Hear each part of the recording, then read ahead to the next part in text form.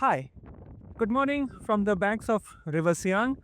The team of Red Lantern Analytica has reached here for the third edition of the Siang Dialogue, and what better to be than to discuss Siang and the Northeast by sitting over here. So, in our panelists today, we have Manjot, who will be covering the aspects of Nepal. Then we will have Roshni, who will be covering Bangladesh. Then we'll move on to Nripan, who will be speaking about Myanmar. And then finally, we'll move to Vanchinathan Vai, who will be covering China.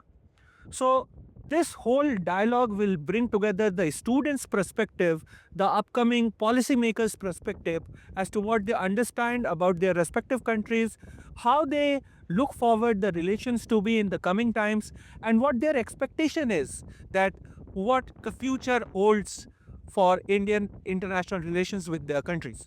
So I'll move ahead with Manjot, where she'll be adding upon Nepal. Manjot, over to you.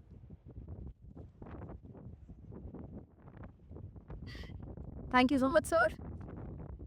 So my focus today Nepal. Nepal is a nation that shares deep historical, cultural, economical, and geopolitical ties with India, and its position is so strategic that it carries like significant implications for security and stability of northeastern India. So, starting with the position itself, Nepal shares a border with India of approximately 1751 kilometers, and it's an open border that is a very unique thing in South Asia. Citizens of both countries historically have enjoyed free movement without any visas, and this was possible because of the legacy of the 1950 Treaty of Peace and Friendship. Nepal is sandwiched between China and India, as we all know. So its strategic posture, whether it is closer to India or China or pursues neutrality, has direct implications for regional security, especially in the sensitive terrain of northeastern India. First, there is the open border. There are both opportunities and challenges that we face because of it. While I just discussed that open border does signify trade, tourism, and social exchange for both countries, it also brings security concerns. For example, there have been cases of human trafficking, there have been cases of smuggling of goods, narcotics, weapons. There is potential of infiltration of extremist groups or criminal elements. But to mitigate this, India's Sashastra Seema Bal (SSB) has been responsible for the Nepal border security, and they have stepped in for surveillance. They have stepped in for checkpoints. They have coordination with the Nepalese forces.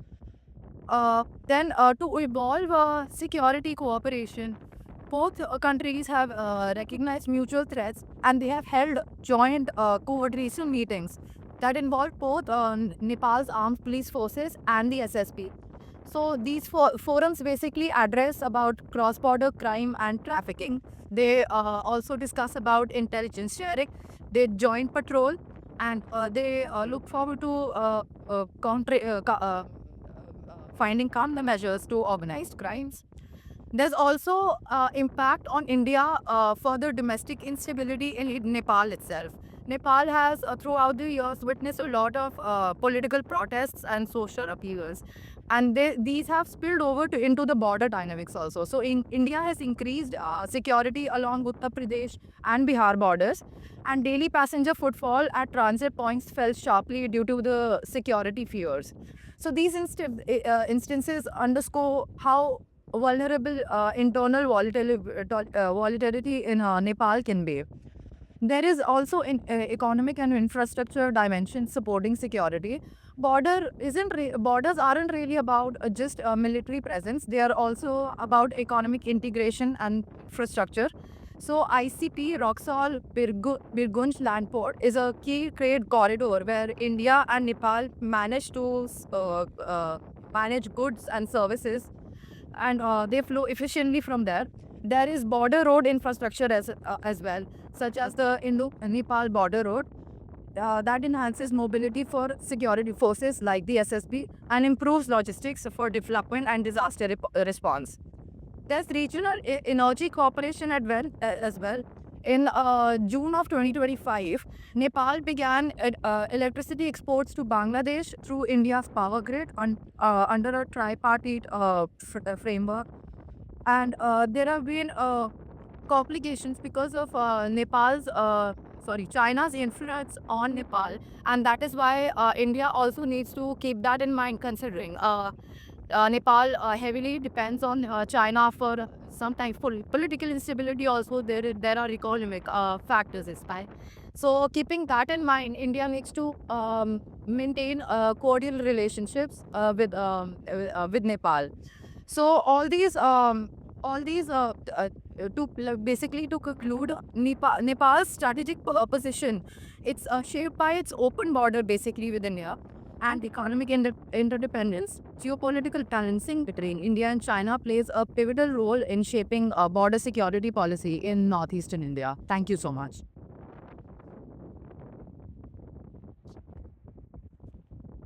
We'll now move ahead to Roshni Mehta, who will be covering over Bangladesh. Roshni, over to you. Thank you, sir. So, the relations between India and Bangladesh have come a long way scientifically after 1970. Depending on the government that has been in power, like whether it has a AP or it has now, relations have treated quite tough going from here over India. Especially considering the fact that the relation between India and Bangladesh is based on quite a few issues, quite a few mutual issues like chicken neck. I just saw separate corridor as you call it, Maria.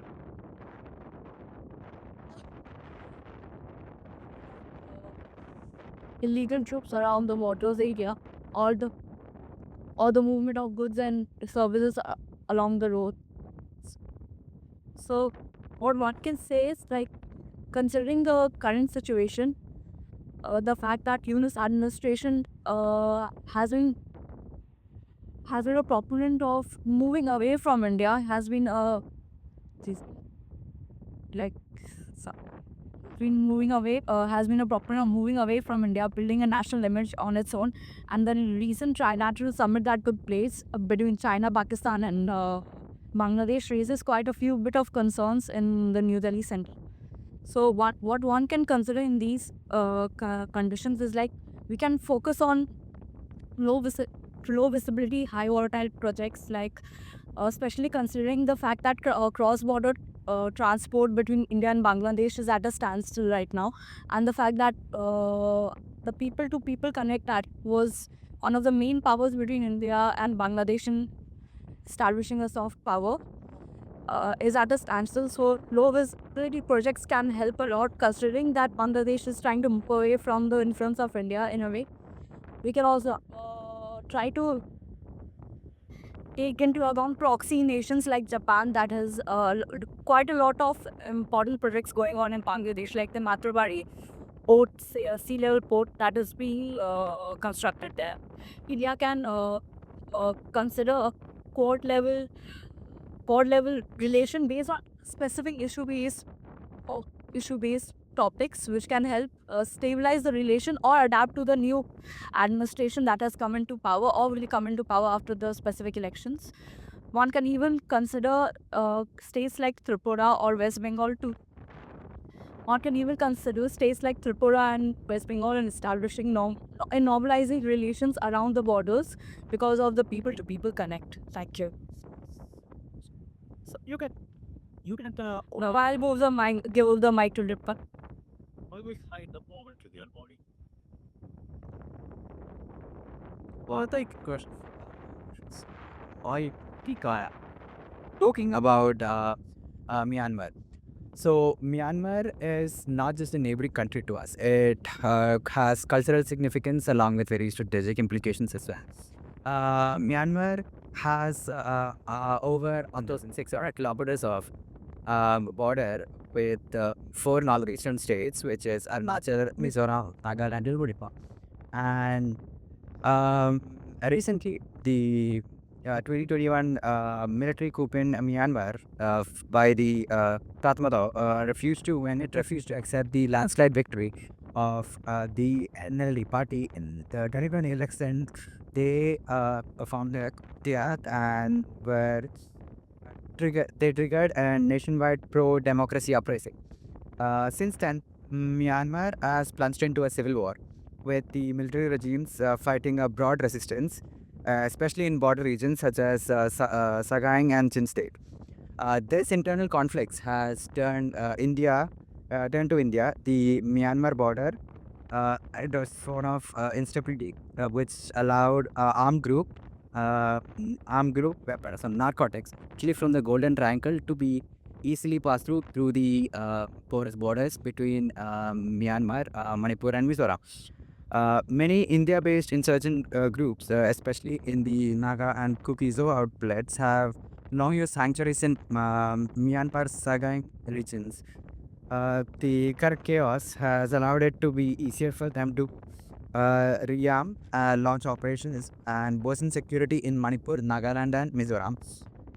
The porous border has become the biggest route, a major route for arms trafficking and drug smuggling, as well as human trafficking. This directly leads local insurgencies and ethnic tensions in the northeast. The Nagaland socialist cons- the Nagaland socialist concept for the national concept the national socialist concept has also become a major security threat, with them holding refugees in the Myanmar regions such as Againg and even in Manipur. The recent Manipur conflicts has been due to the large humanitarian refugee crisis that has occurred in Myanmar. Mizoram responded with strong humanitarian solidarity, but the large population straining local resources and it raises long-term concerns about security, radicalization, and social harm. The shared cultural and kinship ties between communities on both sides are like a double-edged sword. They enable cultural exchange and compassion, but also allowed armed groups and criminal networks to exploit those links for movement, recruitment, and logistics. The crisis has severely disrupted cross-border trade and disabled key connectivity routes between India and Myanmar, along with internal transportation routes in Manipur. For India, Myanmar's conflict is not just a distant issue, but a direct security and development challenge for the Northeast, where instability turns to violence and displacement and underdevelopment. Uh, I'd pass it on to Vanshad and who will be turning. Uh, it's a privilege to talk on this platform in the banks of Siang River on the important topic of Chinese implications on India's northeast region, which I'll be covering in three pillars. Firstly, the economic aspect, secondly, the ecological aspect, and thirdly, the security aspect. And after which, we'll be covering the question of Tibet and legacy of His Holiness the Dalai Lama and its implications and pressures and challenges that India face. So let's begin with the ecological and the riverine implications of the Chinese influence into India's northeast. So there comes the question of the dam project that the Chinese are building. So to understand the river system in India and in the Arunachal Pradesh, one has to always trace back the flow of river to the Tibetan Plateau. The Tibetan Plateau is known as the third pole and or the water tower of Asia, where there are four major river systems that arise from the Tibetan Plateau, which are namely the Yatso, the Mekong, the Savilin, and most strategically important for India is the Siang, in which we are sitting right now. So the Yarlang Sangpo, which arises from the Tibet and flows south towards Arunachal, and then it becomes Siang, and down the stream it becomes as Brahmaputra into Assam, then it flows into Bangladesh as Jamuna. So as we mentioned about the question of dam, the Chinese is building a mega project of dam in the Megong county of the China, which is very close to the Arunachal Pradesh. And so there are questions about how the dam project could implicate India's northeast. So what happens to the water during the dry seasons is first, could the dam regulate intensified floods during monsoon seasons? And what are the ecological implications that it has on the fisheries, wetlands, and the fragile Himalayan biodiversity? So the answer is, of course, the dam would always alter the river flow during dry seasons. As we can see right here, there is an alteration of river flow here. It could intensify the flooding risks during monsoon seasons. There could be an ecological disruption to the fisheries and the wetlands of Arunachal Pradesh and in the Assam and down the line to Bangladesh. On a longer perspective, there will be an environmental fragility in the highly seismic zones, which include the Tibetan Plateau, the bordering aspects of Arunachal to Tibet.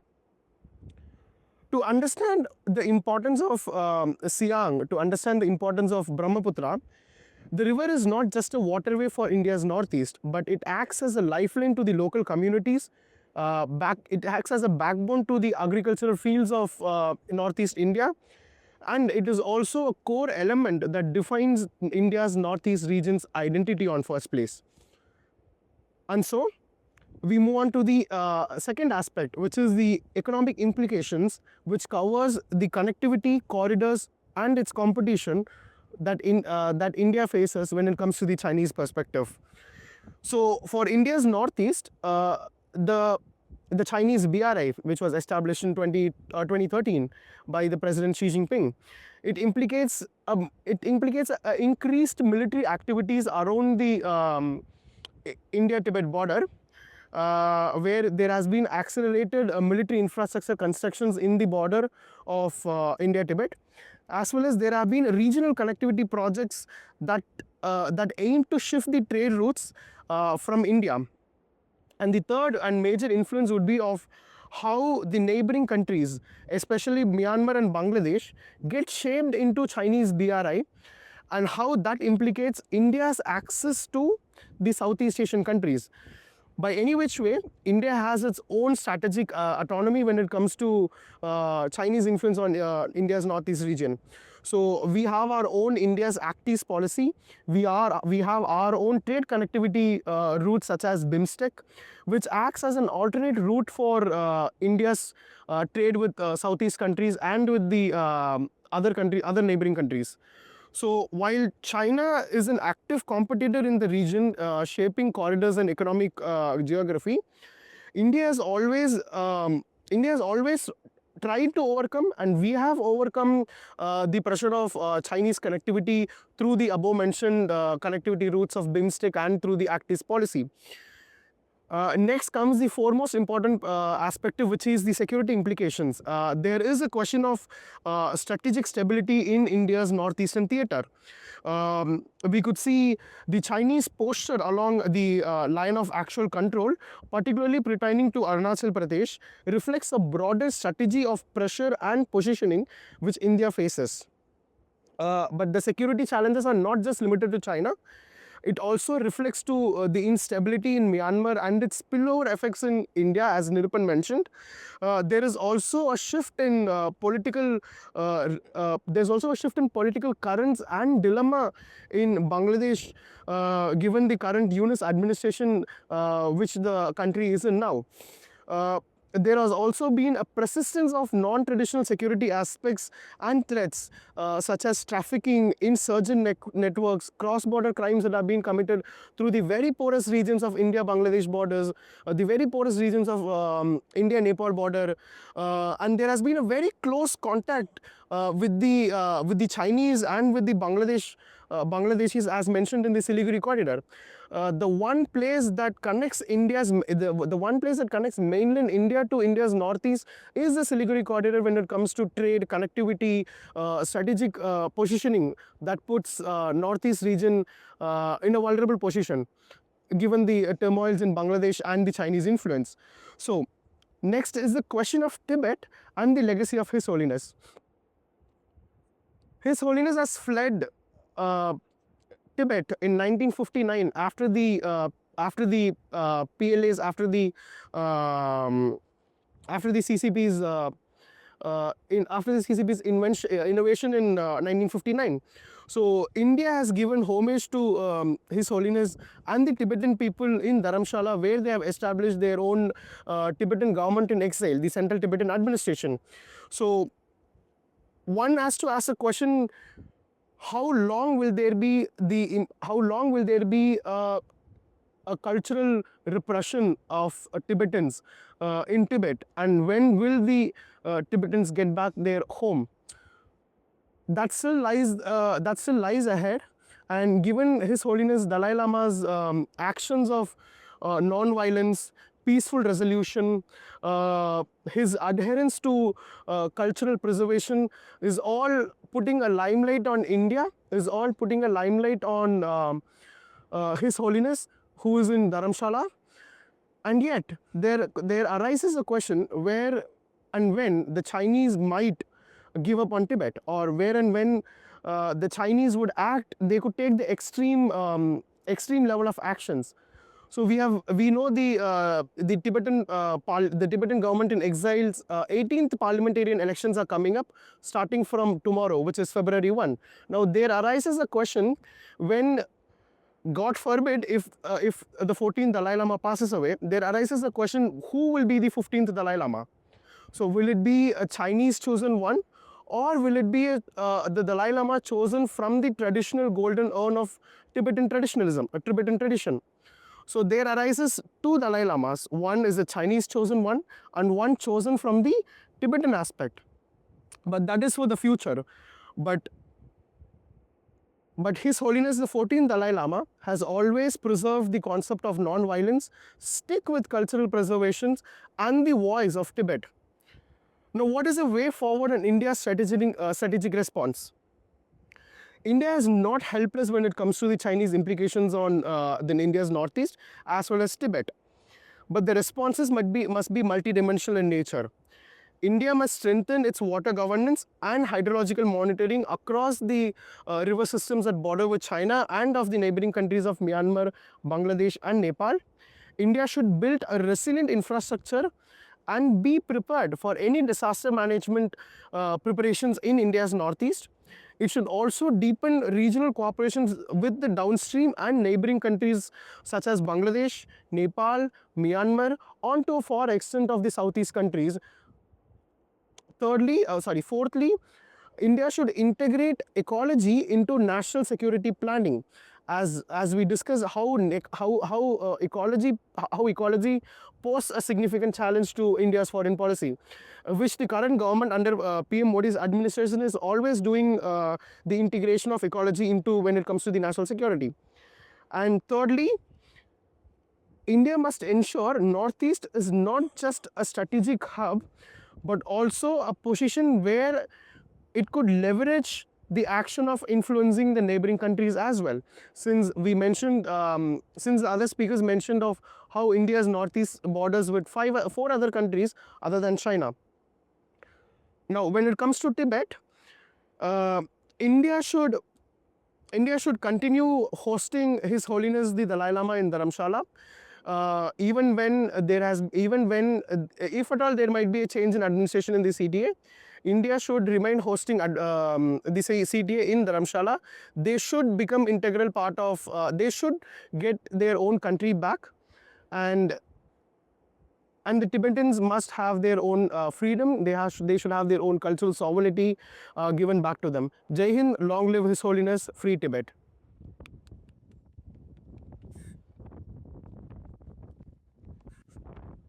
So this sums up what students think where the international relation of India is headed to with all the countries which they were discussing about.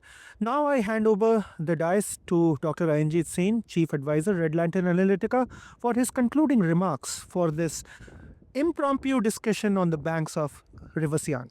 Sir, over to you. Thank you so much. Well, the Siang dialogue from the banks of the river just behind me here. And also at the same time, one very interesting aspect is it's just like a burning leaf on which an old poem is disappearing. The whole world evokes an old poetic anguish. In blood, they disintegrate. In velvet harmony, they bid goodbye. But in the debris of foreign domination, they always tend to break the chains. And that's what history has always taught us.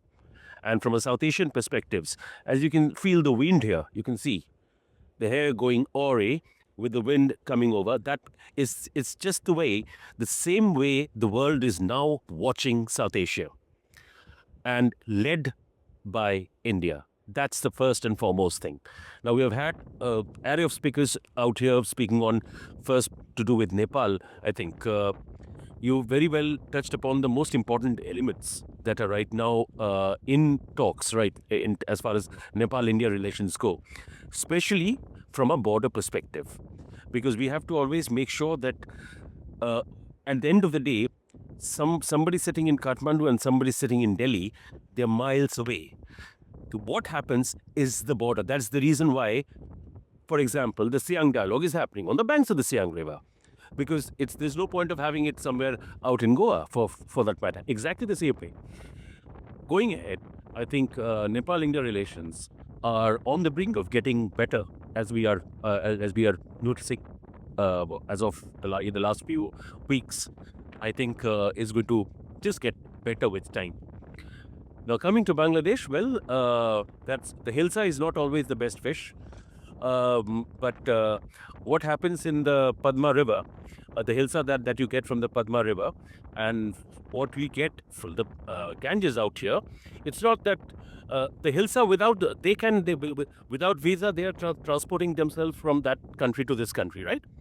Now, with the onset of the Yunus administration out in Dhaka, things have changed, because a lot of anti-India rhetoric have come up in a big way, and India has given a very good answer to all those, because sometimes it's best to be just stay cool, calm, and silent, because silence sometimes gives you the best answer.